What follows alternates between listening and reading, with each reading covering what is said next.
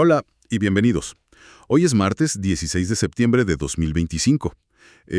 Tenemos sobre la mesa una serie de publicaciones oficiales y noticias, bastante recientes, que nos pintan un cuadro detallado de lo que se está moviendo en Chile hoy. Exacto. Vamos a examinar desde nombramientos, digamos, en entidades clave, también cómo se está estructurando la participación ciudadana, Ajá. hasta nuevas reglas del juego en agricultura y salud. Ujú. Y bueno, pasando por avances en protección ambiental, ajustes en proyectos de infraestructura y un paso muy relevante en ciberseguridad nacional. Así es. La idea es entender no solo qué está pasando, sino por qué es relevante, ¿no? Desde quién supervisará las cuentas fiscales hasta cómo se manejarán los plaguicidas, qué humedal se protegerá o quiénes deben, reforzar su ciberseguridad. Bueno, entremos en materia. Comencemos por el área económica, específicamente en el Ministerio de Hacienda. Hay una designación clave. Paula Andrea Benavides Salazar es la nueva presidenta del Consejo Fiscal Autónomo. Este es un movimiento significativo, ¿sí? El Consejo Fiscal Autónomo es una pieza fundamental para la salud de las finanzas públicas chilenas. Es un organismo técnico independiente del gobierno de turno, Claro, independiente. con 5 expertos que vigilan que las platas fiscales se manejen de forma sostenible a largo plazo. La señora Benavides ya era consejera desde julio y ahora asume la presidencia por 3 años. Ya estaba adentro, digamos. Exacto. Y lo interesante es que su nombramiento como consejera, y por ende su capacidad para presidir, requiere un acuerdo del Senado por 2/3. Esto no es menor, ¿eh? Subraya la importancia y la búsqueda de legitimidad y autonomía para este consejo. Reemplaza a Jorge Cristian Rodríguez Cabello, cuyos periodos terminaron en mayo. Entendido. De la supervisión fiscal pasamos a la participación ciudadana en el ámbito laboral. Chile Valora, la comisión que certifica competencias laborales, formalizó la creación de su Consejo de la Sociedad Civil, el COSOC. ¿Qué implica esto? Implica, abrir un canal formal para que la sociedad civil opine sobre cómo funciona Chile Valora. Este COSOC es consultivo. Ojo, no toma decisiones vinculantes. Consultivo, no decide. Pero su voz es importante. Está compuesto por 9 representantes de distintos mundos. Sindicatos como la ANEF y la Central Autónoma de Trabajadores, gremios empresariales como la Cámara Nacional de Comercio y la Asociación Chilena de Gastronomía. Variado, sí. Instituciones de formación técnica como los CFT estatales y Vertebral y organizaciones con foco social como Fundación Chile Mujeres y Hogar de Cristo. Se ve una intención de recoger miradas diversas, ¿no? Totalmente. Y hay 2 detalles interesantes. Se buscó explícitamente la paridad de género en su conformación. Bien ahí. Además, se invitó a la Comisión de Usuarios del Seguro de Cesantía, pero no pudieron integrarse por temas legales, aunque mostraron disposición a colaborar. Este consejo, de hecho, ya está operativo desde marzo de este año, con presidenta y vicepresidente elegidos, y sus miembros titulares estarán por 4 años. Es un ejemplo concreto de cómo se intenta incorporar más voces en la gestión pública. Interesante cómo se van tejiendo estas estructuras de gobernanza y participación. Ahora, movámonos hacia regulaciones que tocan directamente la producción. El Servicio Agrícola y Ganadero, el SAG, acaba de actualizar y unificar las normas sobre plaguicidas agrícolas. Esto suena importante para el sector. Lo es y mucho. Esta actualización es el resultado de un proceso que incluyó consultas públicas y diálogo con gremios agrícolas. El objetivo central es tener un control más estricto sobre todo el ciclo de vida de los plaguicidas. Todo el ciclo, desde que se fabrican o importan hasta que se usan y se desechan sus envases, claro. Se busca alinearse con acuerdos internacionales sobre químicos peligrosos y seguir las pautas de la FAO. Para eso, se afinan conceptos clave. Dosificación es solo medir y pasar a un estanque para aplicar en el campo. Ok, la aplicación misma. Fraccionamiento, que es dividir en envases más chicos, solo se permite en origen, o sea, en la fábrica o el importador autorizado. Y se prohíbe de plano el reenvasado en envases no originales o no autorizados. Prohibido reenvasar. ¿Y qué significa esto en la práctica para quienes venden y usan estos productos? Bueno, para los distribuidores, más responsabilidad en la trazabilidad. Deberán indicar en boletas o facturas el nombre comercial del producto, su número de autorización SAC y el número de lote. Un punto crucial. Los envases deben llegar intactos, en su formato original, hasta el agricultor. Nada de vender a granel entonces. Nada de vender a granel o en envases rellenados. Exacto. Además, los locales de venta tendrán que poner afiches explicando cómo revisar las fechas de vencimiento. Y para los agricultores, ¿qué cambia? Primero, solo mayores de 18 años podrán comprar plaguicidas. Deberán guardar las boletas o facturas que demuestren el origen legal del producto, con su registro SAC y lote. El almacenamiento debe ser seguro, bodegas adecuadas, bajo llave, lejos de alimentos o equipos de protección personal. La seguridad primero. Claro. Y quienes apliquen los productos también deben ser mayores de edad y, muy relevante, deberán estar capacitados según normas que el SAC definirá. Los equipos de aplicación deben estar en buen estado y bien calibrados para evitar desperdicio y deriva a zonas no objetivo. Mencionaste la trazabilidad en la venta. ¿Se exige algo similar en el uso? Sí, y es un punto central. Se exige llevar un registro detallado de cada aplicación, sea en papel o digital. Ajá, un registro. Este registro debe incluir qué producto se usó, con su número SAG y lote, cuándo y dónde se aplicó, el cuartel específico, sobre qué cultivo, la dosis, el equipo usado, quién aplicó y, algo fundamental, el periodo de reingreso. El tiempo de espera. Exacto. ¿Cuánto tiempo debe pasar antes de que alguien pueda entrar de forma segura a la zona tratada? Ese plazo, que está en la etiqueta, hay que respetarlo a rajatabla. También se actualizan normas para empresas aplicadoras y sobre el manejo de envases vacíos que debe seguir las reglas generales de disposición de residuos. Todo esto suena a un cambio importante, ¿eh? Especialmente para la agricultura familiar campesina. ¿Entra todo en vigor ya mismo? No hay plazos. La regla general es que estas normas entran en vigencia en 18 meses. Ah, 18 meses. Pero hay excepciones. Los distribuidores tienen 36 meses para implementar la trazabilidad completa en sus documentos de venta. Y la agricultura familiar campesina también tiene 36 meses para adaptarse a casi todo, 3 años. Ajá, excepto a la capacitación de aplicadores, que sigue la regla general o lo que diga la futura norma específica de capacitación. Hay una gradualidad pensada. Sí. Bien, pasemos del campo a la ciudad y del agro a la salud. El Instituto de Salud Pública, el ISP, también actualizó una lista importante, la de sujetos pasivos, bajo la ley del lobby. ¿Qué hay de nuevo ahí? Principalmente, la actualización refleja cambios internos en las jefaturas del ISP. Recordemos que la ley del lobby busca hacer transparente quién se reúne con quién en el aparato público para influir en decisiones, ¿verdad? Sí, la transparencia.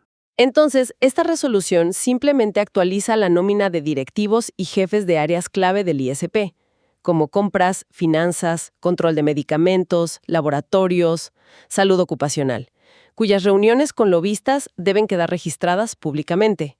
¿Algún detalle adicional en esta actualización que llame la atención? Quizás algo, no sé. Sí, hay un punto interesante. Además de reiterar que los cargos más altos como la directora son sujetos pasivos por ley, se añade una obligación específica para los funcionarios que integran comisiones evaluadoras en procesos de compras públicas. Ah, ¿para ellos también? Exacto. Aunque no estén en la lista principal de sujetos pasivos, si forman parte de una de estas comisiones, deben declarar cualquier viaje que realicen durante ese periodo. Sea relacionado directamente con la evaluación, capacitación o incluso viajes personales si fueron gestionados en ese contexto. Es un refuerzo a la probidad en las compras del Estado, ¿no? Totalmente. De la transparencia en la gestión interna, vamos a la gestión del territorio. Hay noticias relevantes sobre protección ambiental en Melipilla.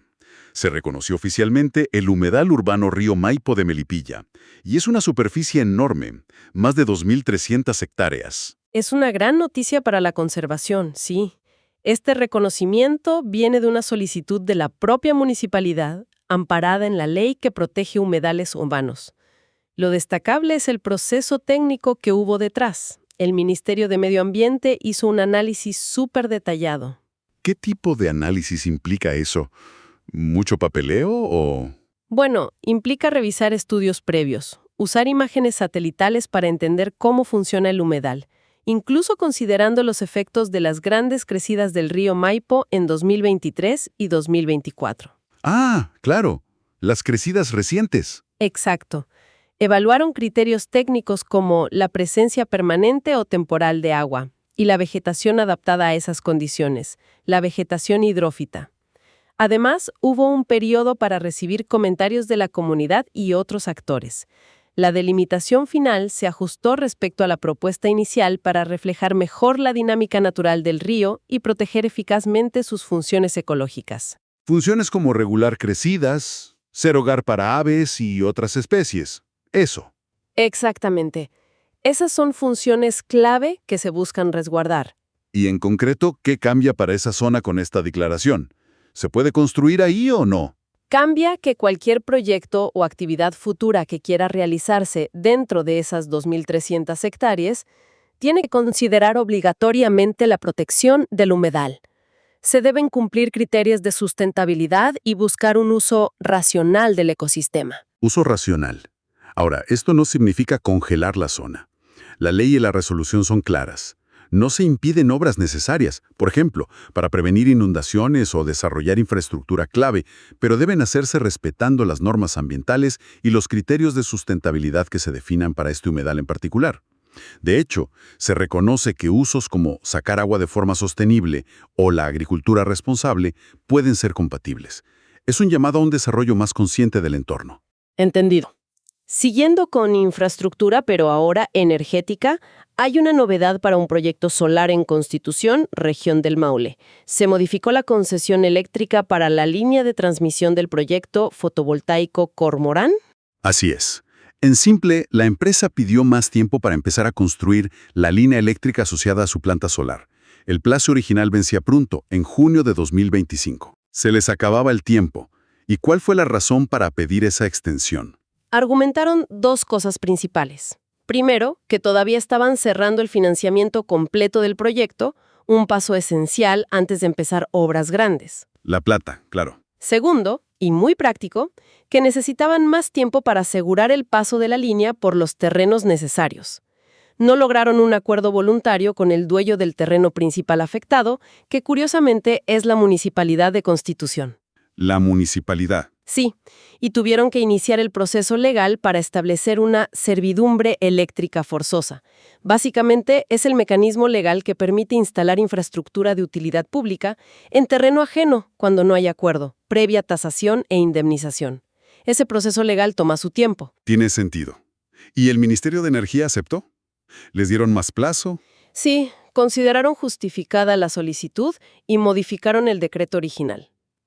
Extendieron el plazo para iniciar la construcción de la línea a 11 meses desde que se publicó el decreto original, que fue en enero de 2025.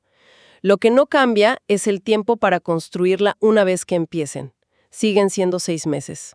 Es un buen ejemplo de cómo los cronogramas en el papel a veces chocan con la realidad de los permisos, financiamientos y negociaciones en terreno.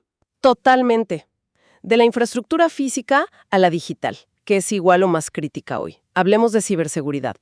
La Agencia Nacional de Ciberseguridad, la ANSI, publicó la lista preliminar de operadores de importancia vital, los OIV. Este es un paso grande bajo la nueva ley marco, Es un hito importantísimo. Es la primera vez que se aplica este concepto de OIV bajo la nueva ley marco de ciberseguridad, que es bastante reciente, de abril de 2024. Los OIV son, en esencia, las organizaciones públicas y privadas que manejan los servicios absolutamente esenciales para que el país funcione. ¿Los esenciales? La idea central es que si uno de estos operadores sufre un ciberataque grave, el impacto en la sociedad, la economía o la seguridad nacional sería significativo.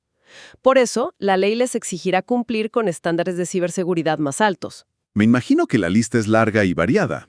¿Qué tipo de entidades están incluidas en esta primera versión? ¿Puedes darnos una idea? Es muy extensa y confirma la dependencia que tenemos de múltiples sectores. Por el lado público, hay muchísimos ministerios, subsecretarías y servicios clave, como impuestos internos, tesorería, la Central de Abastecimiento de Salud, Cenabast, FONASA, la propia ANSI. Y en el mundo privado, ¿qué sectores se consideran vitales? Ahí la lista es aún más amplia y toca el corazón de la economía y los servicios diarios. En electricidad, las grandes generadoras, transmisoras, distribuidoras y el coordinador eléctrico.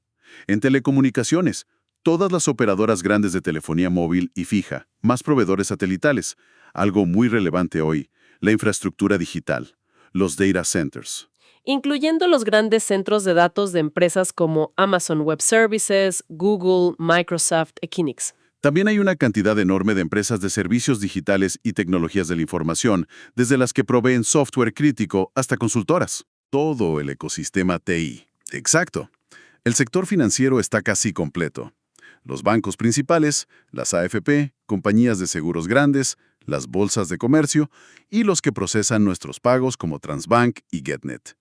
Y finalmente, el sector salud. Una red muy amplia de hospitales públicos a lo largo de Chile, las clínicas privadas más grandes e incluso redes de centros de diálisis y laboratorios clínicos. Es fundamental lo que mencionaste al principio.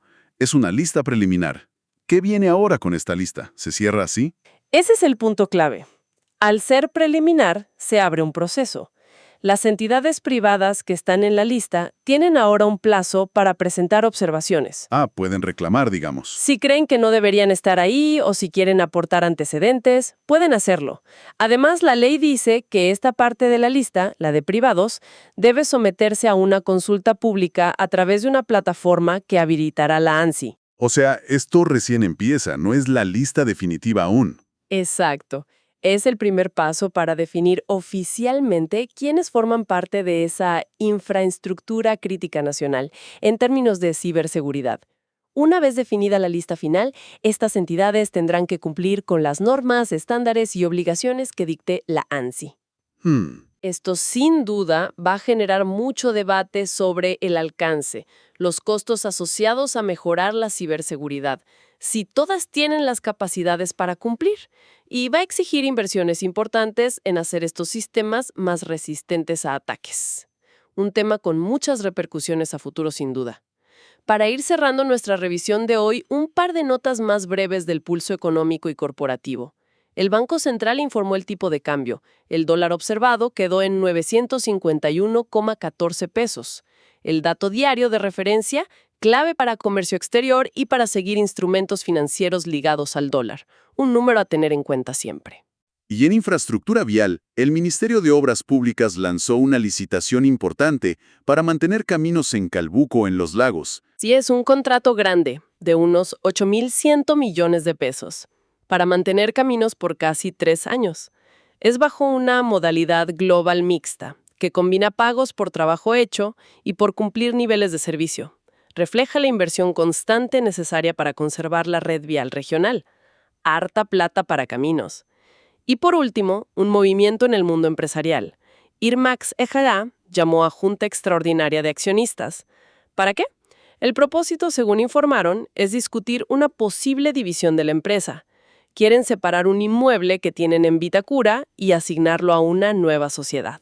Es un ejemplo de las reestructuraciones que hacen las empresas para organizar mejor sus activos o separar líneas de negocio. Algo habitual, digamos. Bien, hemos recorrido un panorama amplio hoy, desde nombramientos que buscan fortalecer la supervisión fiscal y la participación laboral, pasando por regulaciones más estrictas en el agro y mayor transparencia en salud, hasta la protección concreta de ecosistemas como el humedal del Maipo y este primer gran paso para blindar la infraestructura crítica del país en el ciberespacio. ¿Qué lectura general podemos hacer de todo esto? ¿Hacia dónde apunta Chile? Mira, yo creo que vemos un Estado que está actuando en múltiples dimensiones simultáneamente. Por un lado, actualizando normativas sectoriales clave, como la de plaguicidas, buscando mayor control y alinearse con estándares internacionales. Eso es claro. Ajá. Por otro, implementando leyes nuevas y ambiciosas, como la de ciberseguridad o la de humedales urbanos, que crean nuevos marcos de protección y obligación. También vemos esfuerzos por fomentar la participación ciudadana y la transparencia, como con el COSOC de Chile Valora o la aplicación de la ley del lobby. Mucha actividad regulatoria y de implementación. Exacto. En conjunto, se percibe un impulso hacia una gestión de riesgos más explícita, sea fiscal, ambiental o digital, y una articulación cada vez más compleja entre el sector público, las empresas privadas y la sociedad civil para enfrentar los desafíos del Chile actual. Una visión muy clara de las tendencias. Y para dejar una reflexión final, Ahora que tenemos esta primera imagen de quiénes son los operadores vitales para Chile, desde bancos y eléctricas hasta hospitales y gigantes tecnológicos, ¿cómo podría esta nueva visibilidad y las futuras exigencias de ciberseguridad que vendrán cambiar no solo las decisiones de inversión en tecnología, sino también la cultura interna de seguridad y operación dentro de estos sectores tan diversos pero tan esenciales para nuestra vida diaria? ¿Cambiará solo la tecnología o algo más profundo? Esa es una pregunta fundamental. El impacto cultural y operacional podría ser tan o más importante que el tecnológico, porque no basta con comprar software, hay que cambiar mentalidades, procesos. Claro. Un tema para seguir muy de cerca. Sin duda. Gracias por acompañarnos en este análisis. Hasta la próxima.